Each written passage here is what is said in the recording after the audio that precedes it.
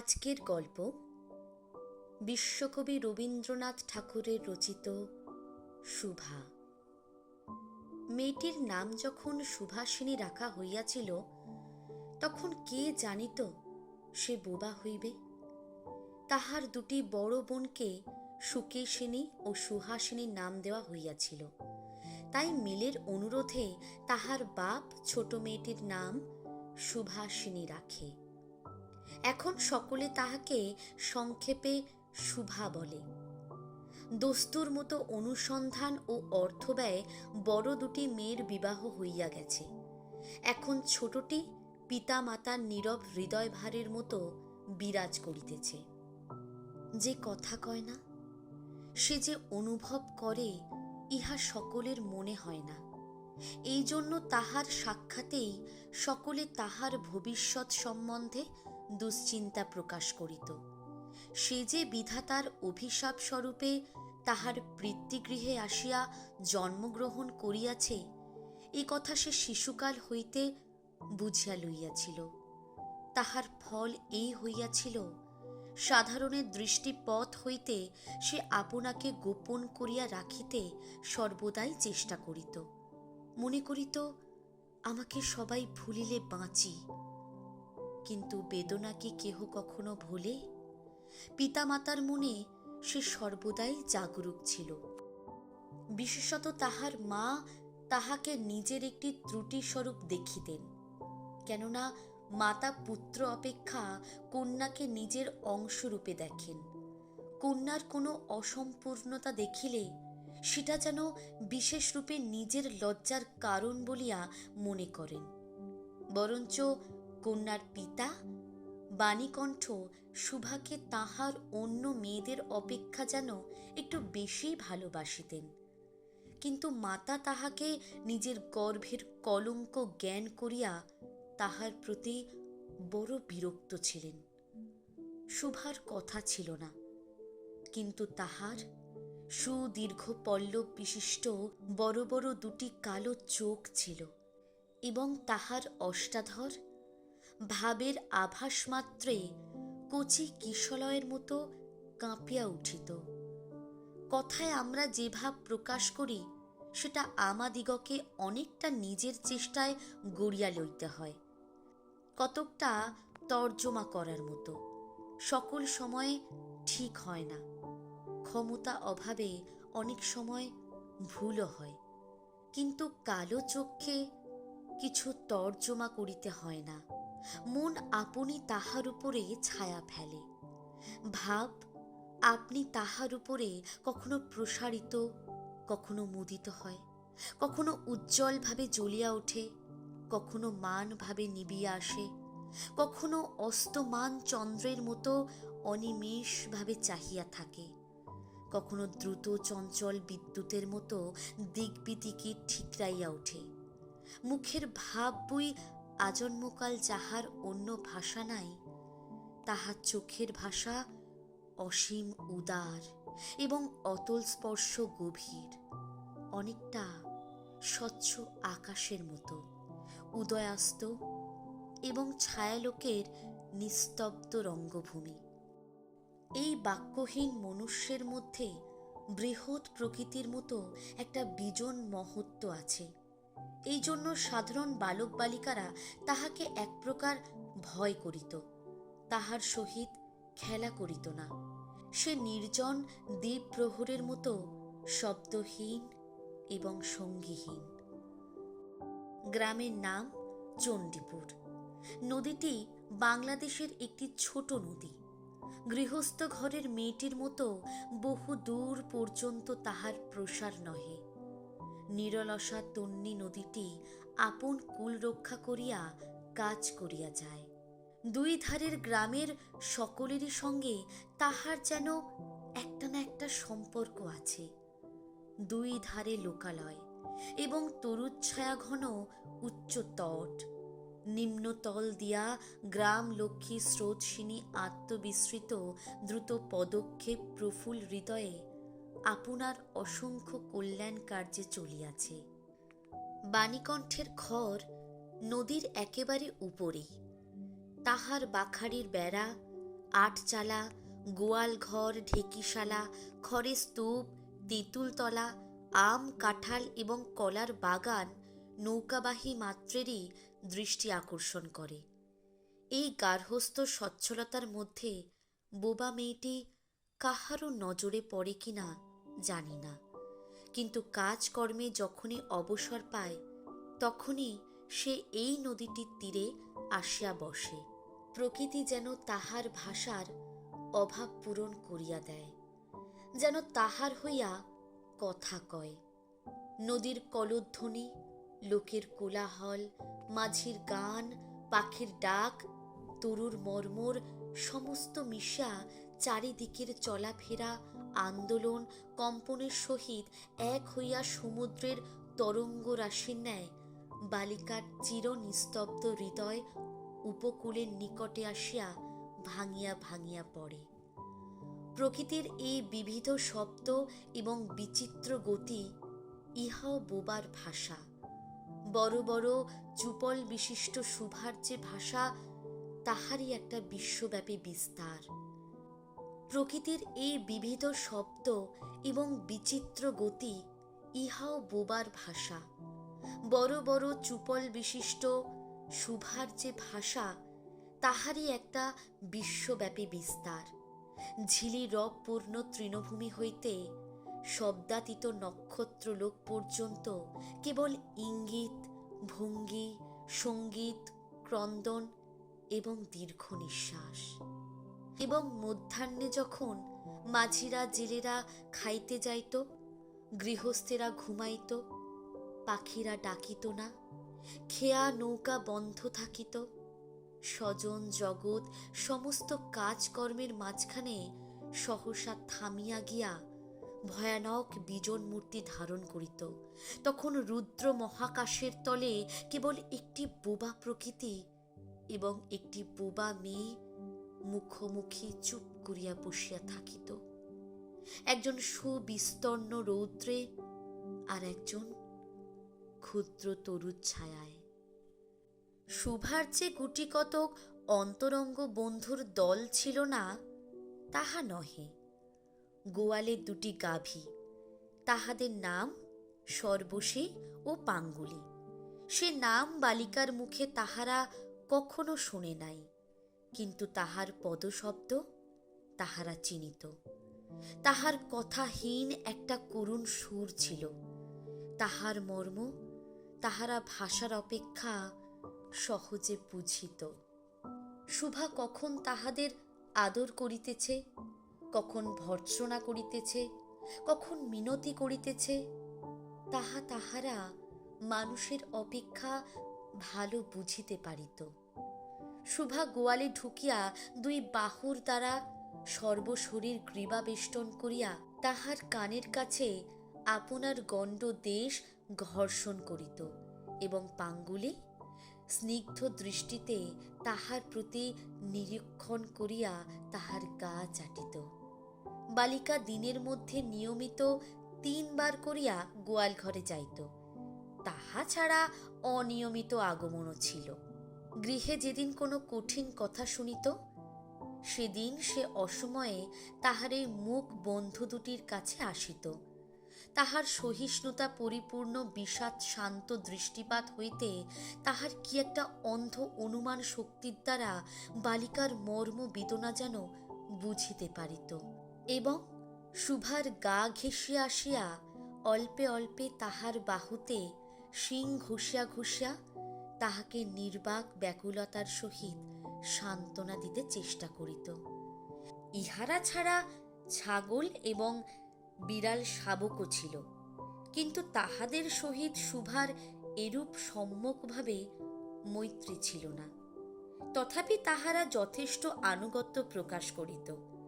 বিড়াল শিশুটি দিনে এবং রাতে যখন তখন শুভার গরম কোলটি নিঃসংকোচে অধিকার করিয়া সুখ নিদ্রার আয়োজন করিত, এবং শুভা তাহার গ্রীবা ও পৃষ্ঠে কোমল আঙুলি বুলাইয়া দিলে যে তাহার নিদ্রাকর্ষণের বিশেষ সহায়তা হয়, ইঙ্গিতে এরূপ অভিপ্রায়ও প্রকাশ করিত। উন্নত শ্রেণীর জীবের মধ্যে শুভার আরও একটি সঙ্গী জুটিয়াছিল। কিন্তু তাহার সহিত বালিকার ঠিক কিরূপ সম্পর্ক ছিল তাহা নির্ণয় করা কঠিন, কারণ সে ভাষা বিশিষ্ট জীব। সুতরাং উভয়ের মধ্যে সমভাষা ছিল না। গোসাইদের ছোট ছেলেটি, তাহার নাম প্রতাপ, লোকটি নিতান্ত অকর্মণ্য। সে যে কাজকর্ম করিয়া সংসারের উন্নতি করিতে যত্ন করিবে, বহু চেষ্টার পর বাপ মা সে আশা ত্যাগ করিয়াছেন। অকর্মণ্য লোকের একটা সুবিধা এই যে আত্মীয় লোকেরা তাহাদের উপরে বিরক্ত হয় বটে, কিন্তু প্রায় তাহারা নিঃসম্পর্ক লোকদের প্রিয় পাত্র হয়, কারণ কোনো কার্যে আবদ্ধ না থাকাতে তাহারা সরকারি সম্পত্তি হইয়া দাঁড়ায়। শহরে যেমন এক আধটা গৃহ সম্পর্কহীন সরকারি বাগান থাকা আবশ্যক, তেমনি গ্রামে দু চারটি অকর্মণ্য সরকারি লোক থাকার বিশেষ প্রয়োজন। কাজ কর্মে আমোদে অবসরে যেখানে একটা লোক কম পড়ে, সেখানেই তাহাদিগকে হাতের কাছে পাওয়া যায়। প্রতাপের প্রধান শখ ছিপ ফেলিয়া মাছ ধরা। ইহাতে অনেকটা সময় সহজে কাটানো যায়।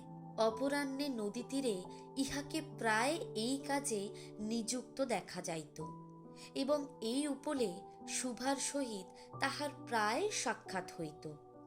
যে কোনো কাজেই নিযুক্ত থাক, একটা সঙ্গী পাইলে প্রতাপ থাকে ভালো। মাছ ধরার সময় বাক্যহীন সঙ্গী সর্বাপেক্ষা শ্রেষ্ঠ। এই জন্য প্রতাপ শুভার মর্যাদা বুঝিত। এই জন্য সকলেই শুভাকে শুভা বলিত। প্রতাপ আর একটু অতিরিক্ত আদর সংযোগ করিয়া শুভাকে সু বলিয়া ডাকিত। শুভা তেঁতুল তলায় বসিয়া থাকিত এবং প্রতাপ অনতিদূরে ছিপ ফেলিয়া জলের দিকে চাহিয়া থাকিত। প্রতাপের একটি করিয়া পান বরাদ্দ ছিল।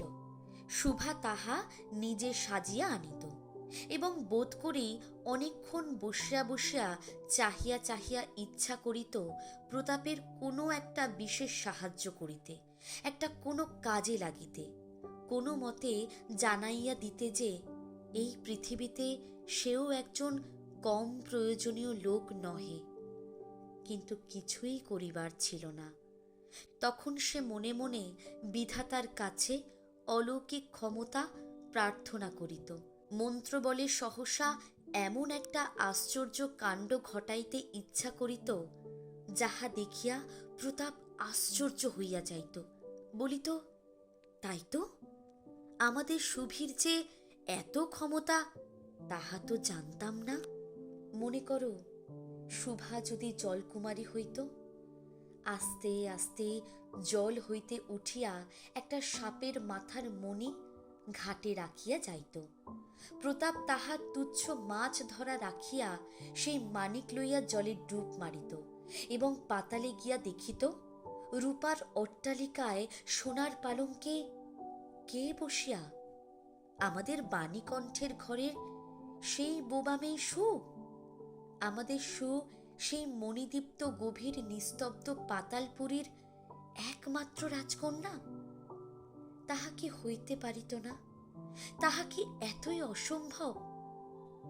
আসলে কিছুই অসম্ভব নয়, কিন্তু তবুও সুপ্রজা শূন্যে পাতালের রাজবংশে না জন্মিয়া বাণীকণ্ঠের ঘরে আসিয়া জন্মিয়াছে, এবং গোসাইদের ছেলে প্রতাপকে কিছুতেই আশ্চর্য করিতে পারিতেছে না।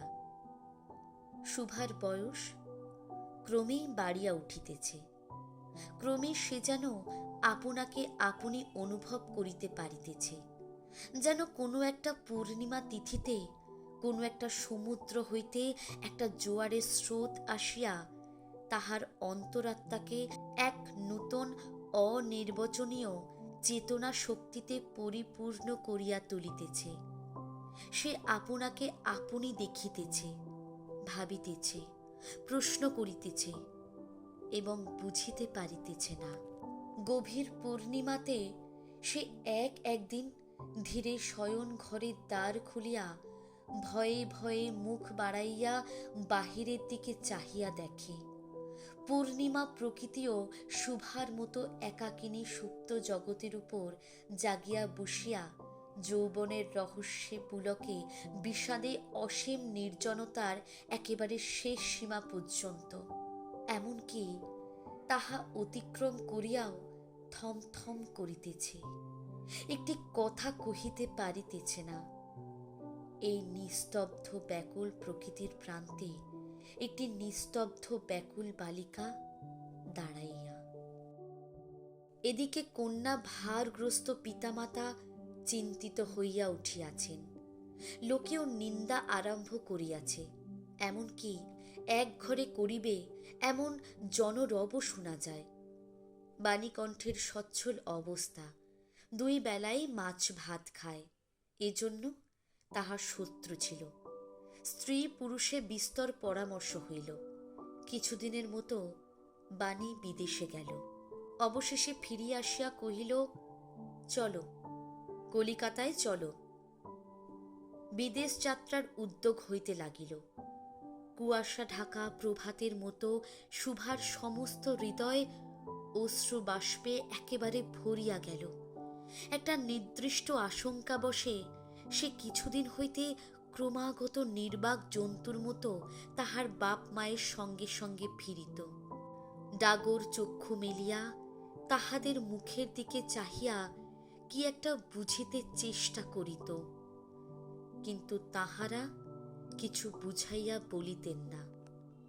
ইতিমধ্যে একদিন অপরাহ্নে জলে ছিপ ফেলিয়া প্রতাপ হাসিয়া কহিল, কিরে সু, তোর নাকি বর পাওয়া গেছে?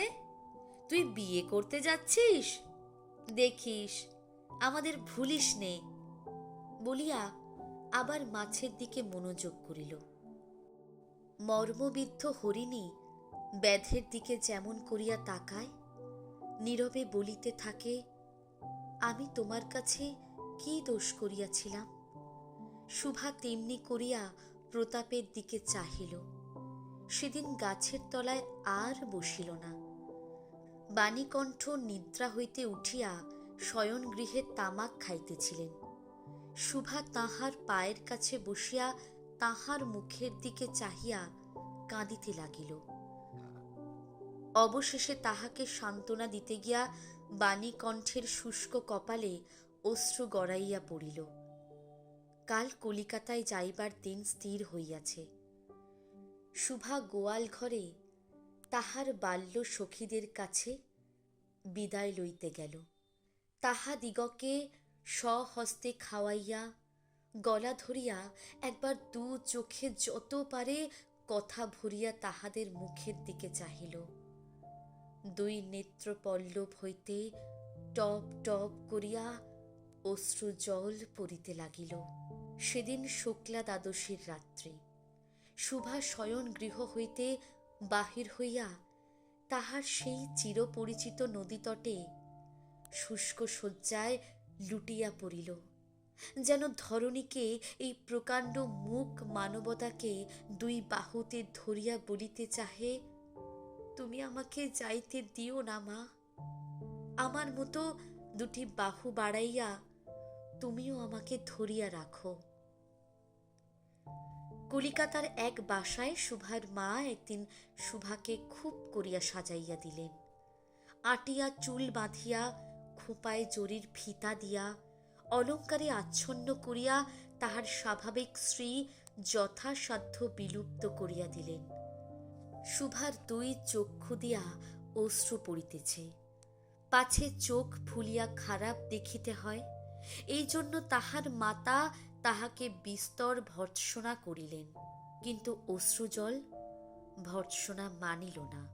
বন্ধু সঙ্গে বর স্বয়ং কোণে দেখিতে আসিলেন। কন্যার বাপ মা চিন্তিত, শঙ্কিত, শশব ব্যস্ত হইয়া উঠিলেন, যেন দেবতা স্বয়ং নিজের বলির পশু বাছিয়া লইতে আসিয়াছেন। মা নেপথ্য হইতে বিস্তর তর্জন গর্জন শাসন করিয়া বালিকার অশ্রু স্রোত দ্বিগুণ বাড়াইয়া পরীক্ষকের সম্মুখে পাঠাইলেন। পরীক্ষক অনেক নিরীন করিয়া বলিলেন, মন্দ নহে। বিশেষত বালিকার ক্রন্দন দেখিয়া বুঝিলেন ইহার হৃদয় আছে, এবং হিসাব করিয়া দেখিলেন যে হৃদয় আজ বাপ মায়ের বিচ্ছেদ সম্ভাবনায় ব্যথিত হইয়া উঠিয়াছে, সেই হৃদয় আজ বাদে কাল আমারই ব্যবহারে লাগিতে পারিবে। শুক্তির মুক্তার ন্যায় বালিকার অশ্রুজল কেবল বালিকার মূল্য বাড়াইয়া দিল। তাহার হইয়া আর কোনো কথা বলিল না।